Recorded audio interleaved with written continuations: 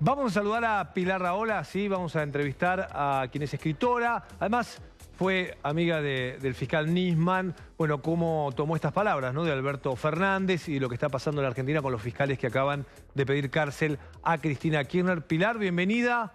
Buenas tardes, gracias por atendernos unos minutos. ¿Cómo estás? Hola, buenas tardes, buenas noches aquí. La verdad es que estoy realmente impresionada porque estoy acostumbrada, a los que seguimos la política argentina, estamos acostumbrados a las sorpresas, pero esta realmente no me la esperaba. Creo que es de una gravedad extrema que el Poder Ejecutivo haga una amenaza explícita tan clara contra el Poder Judicial y que pongan bajo la diana a un fiscal que además está investigando a una expresidenta y vicepresidenta actual. Es de una gravedad desde el punto de vista democrático sin parangón y además inimaginable en democracia, inimaginable en una república. De manera que estoy sorprendida, indignada, como es evidente, y después ese juego permanente con la figura de Alberto Nisman. Nisman, sin ninguna duda, no se suicidó. Yo hablé con él el día antes, conocía perfectamente la ilusión, el ímpetu, las ganas que tenía. Te decía, tengo todo, lo voy a demostrar todo. Desde luego no era un hombre en depresión, antes al contrario, era un hombre hinchado de ilusión, muy consciente de su papel como fiscal de Estado y en consecuencia no tengo ninguna duda que, bueno, como decimos, blanco y en botella. Estaba investigando a la presidenta, tenía todos los elementos para encausarla. Lo había explicado públicamente y ¡pam!, aparece asesinado, ¿no? Aparece muerto. Desde luego, si se suicidó, lo suicidaron.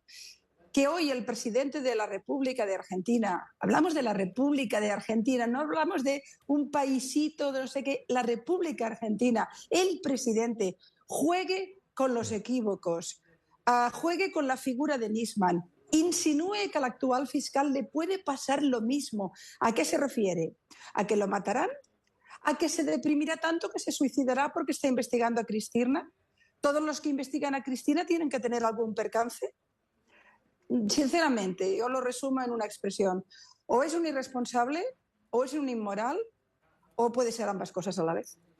Es realmente tremendo y lo definiste muy bien, Pilar. Estaba pensando que además no es el fiscal Luciani solamente el que escuchó a Alberto Fernández, sino que hay un tribunal que tiene que decidir si la condena o no todavía. Y después hay un tribunal en segunda instancia que dice, digo, los jueces viven en la Argentina, vieron lo que pasó con Nisman, tienen familia, están viendo todo esto. Entonces, no parece ser un exabrupto lo del presidente.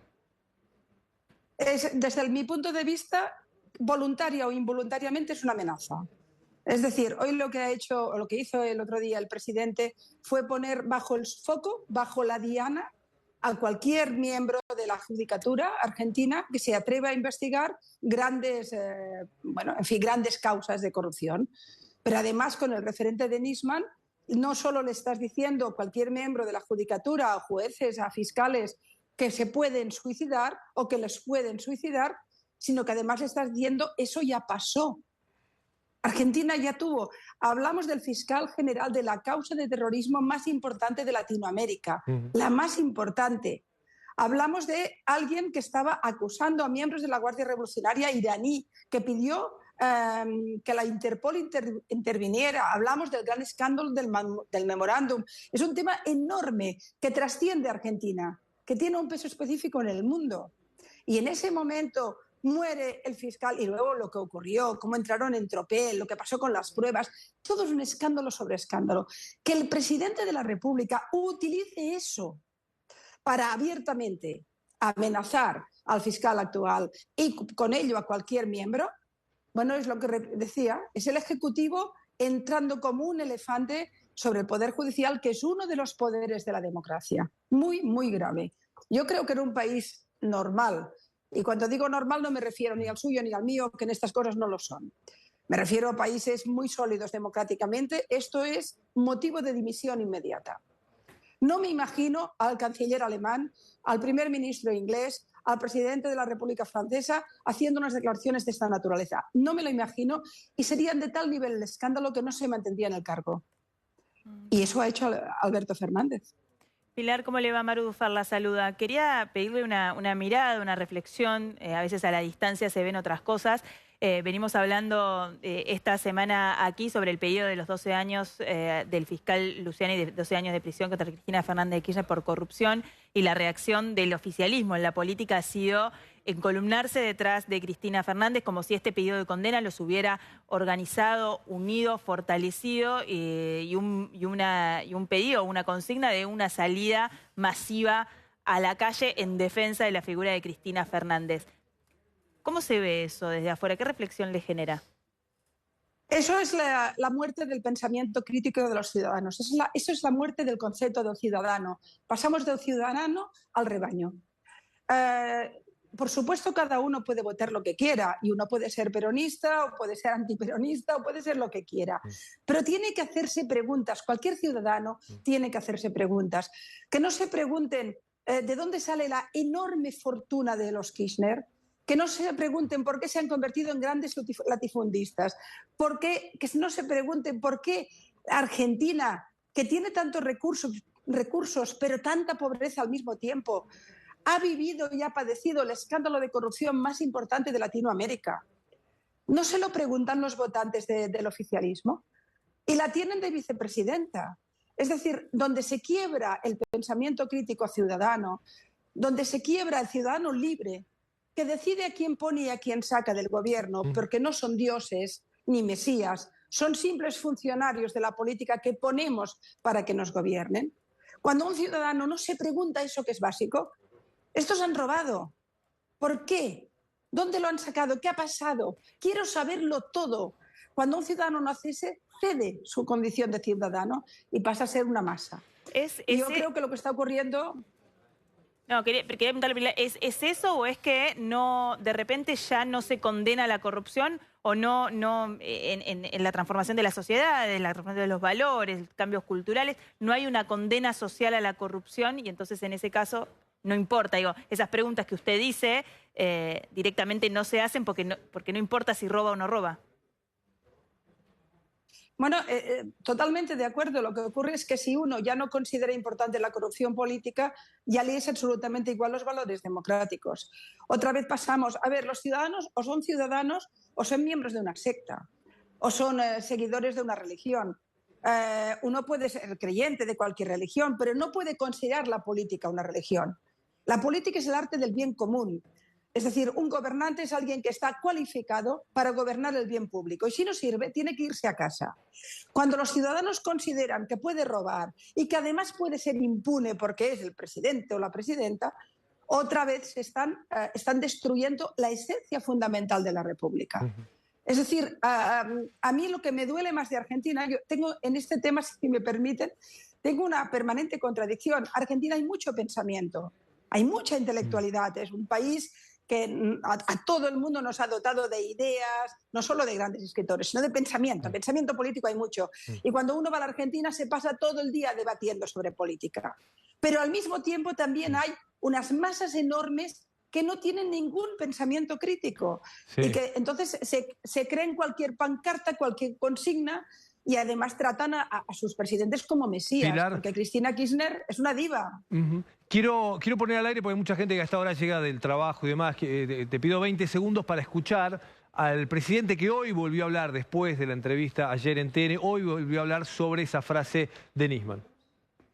La pregunta hablaba de Nisman particularmente, aunque espero que francamente creo, miren, hasta donde todos sabemos, y hasta acá no se ha podido probar otra cosa, Nisman se suicidó y no encuentro ningún motivo para que eso ocurra con el fiscal. En mi gobierno no amenazamos, ni perseguimos, ni operamos, ni sobre fiscales, ni sobre jueces, y por lo tanto nadie tiene que sentirse en riesgo. Y yo ayer puse muy de relieve en el reportaje que una de las tranquilidades que tengo es que yo les prometí a los argentinos terminar con las malas prácticas de los servicios de inteligencia, operando en la justicia, de armar causas judiciales, de hacer mesas judiciales, y para mí eso es un orgullo. definitivamente nosotros pudimos terminar con esas prácticas y de esa manera pudimos ponerle fin a esas cosas que pasaron en otro tiempo y que yo no quiero que sigan ocurriendo en favor de la democracia. Lo que siento es que ha habido una enorme tergiversación de lo que dije.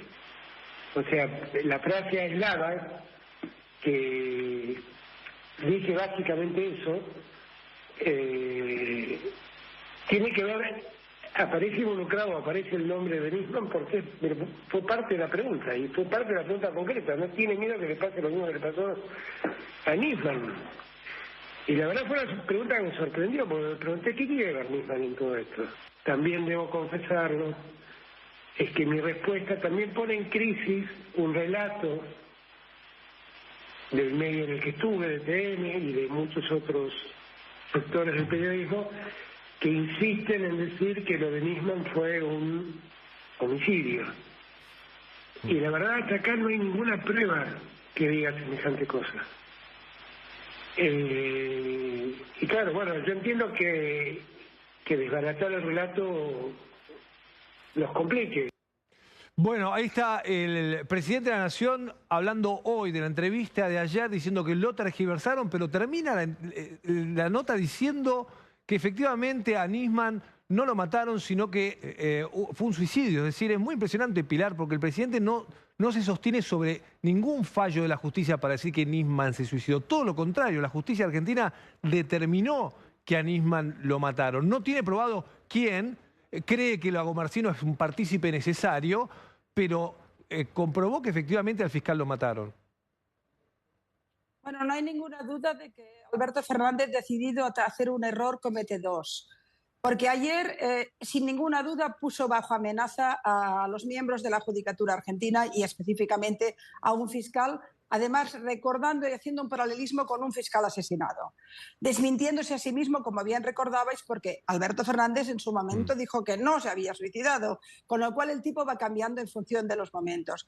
Y ahora culpa a la prensa. ¿Y a qué otro poder de la democracia le va a quedar? Porque no olvidemos que la prensa es un controlador de la política. También es un servicio público. Los periodistas tienen que hacer un trabajo independiente y de crítica permanente y de análisis permanente que no implique la amenaza y la señalización también permanente. El kirchnerismo tiene mucha obsesión en culpar a los periodistas y en convertirse casi en mártires de la prensa y de la libertad de expresión. Pero lo hecho es que este presidente no puede tergiversarte lo que has dicho. Dijo que no le pase como a Nisman, que se suicidó porque se suicidó. Es decir, y porque además no se ha demostrado que lo asesinaron. Bien, cuando usted habla de un fiscal, primero, usted no es nadie para hablar de un fiscal que está investigando una causa. Y lo que tendría que haber dicho el presidente de Argentina es: no me pregunte por esto porque está bajo investigación judicial y yo soy el Poder Ejecutivo y no puedo opinar sobre ello. A ver si entienden la independencia de poderes. En democracia hay independencia de poderes. Primer gran insulto a la justicia argentina: opinar desde el alto cargo de la presidencia. Segundo, mentir o ahora o antes, porque antes no se había suicidado y ahora sí. Tercero, específicamente señalar al fiscal que esté investigando una causa tan importante de corrupción y, desde luego, amenazarlo. Porque Pilar, esto es una amenaza. ¿te ha tocado ver este nivel de convicción para decir mentiras o para engañar? Porque, digo, lo dice con una convicción, no dice Nisman se suicidó, lo dice convencido, digo, sin ninguna prueba, sin ningún argumento. Entonces digo, el kirchnerismo tiene mucho de esto, de decir cosas que no son ciertas, pero convencidos, ¿no? Es decir, vos decís, pero están instalando algo que todos recordamos, lo tenemos muy fresco, lo cubrimos, lo vivimos, sabemos cómo fueron los hechos, pero vuelven otra vez años después y como que lo dan completamente vuelta y viene un presidente que te dice, no, es muy impresionante eso. Bueno, yo creo que eso es la profesionalización del cinismo. Es decir, a mí las declaraciones de Alberto Fernández me parecieron sencillamente una auténtica apología del cinismo político. Le es igual, yo no creo que aquí haya convicciones. Primero, que un presidente de gobierno, alguna información más que el resto del mundo debemos tener sobre lo que pasó con Nisman. Y él sabe, si lo sabemos el resto, que fue asesinado, lo sabe él. Por tanto, le es igual. Pero ¿qué ocurre? Que esta gente se ha instalado en la impunidad.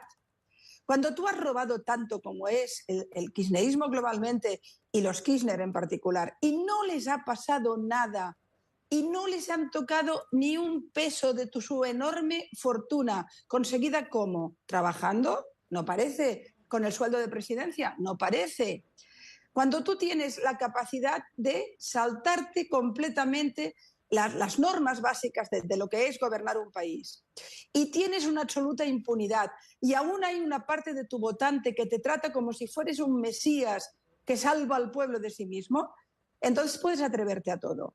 Yo creo que Alberto Fernández pensó que, bueno, que una parte lo criticaría, pero que los suyos lo alabarían. Además, él ahora está en una situación débil, tiene que ganar otra vez adeptos en la línea dura de Cristina y del mundo de Cristina, y yo creo que se refuerza por ahí y le es igual, pero es un acto de cinismo, es decir, sabe muy bien que está poniendo a Luciani en el foco, porque ahora cualquier loco puede pensar que lo puede matar porque están tocándole a la buena de Cristina, que a locos hay muchos, además de que puede haber un crimen de Estado, claro que puede existir, los crímenes de Estado existen, no tengo ninguna duda que a Nisman lo mató un crimen de Estado. ¿Qué fuerzas, qué grupos, qué gentes? No puedo saberlo. Pero es evidente que hablamos de un magnicidio.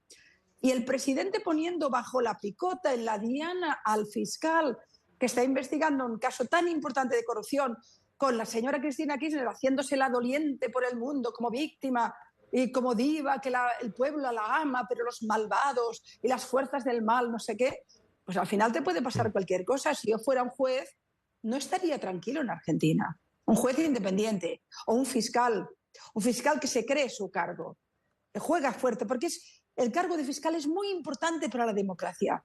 Es la garantía que tenemos todo ciudadano de que las cosas se harán bien. Mire, si me permiten, quizás como la lección de lo que está ocurriendo, hay una frase del Talmud que me gusta mucho que dice: desgraciada la generación cuyos jueces deben ser juzgados. Es muy clara la frase. Es muy clara la frase.